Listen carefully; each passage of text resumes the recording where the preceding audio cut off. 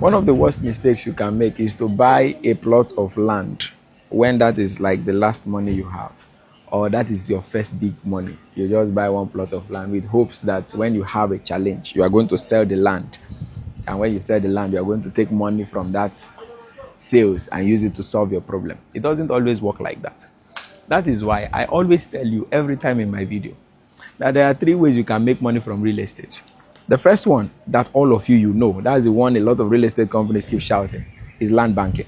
Land banking is you buy land in maybe an underdeveloped place or a semi-developed area, and then you hold it down for a while. The land will now increase in value. Let's say you bought the land for 2 million. You held it down for 5 years.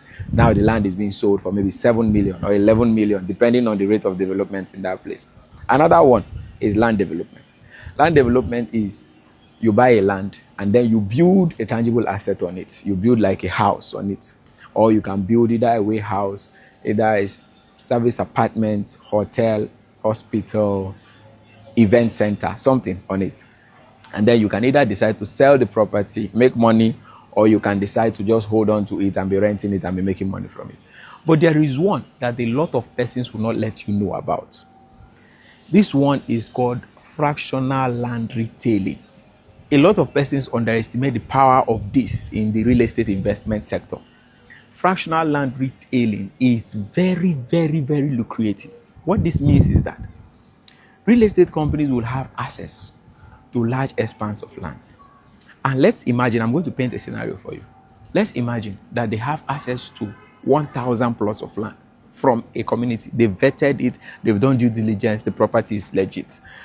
And the real estate company only has money to pay for 500 plus. That's all they can afford, because generating cash is not that easy in the real estate space.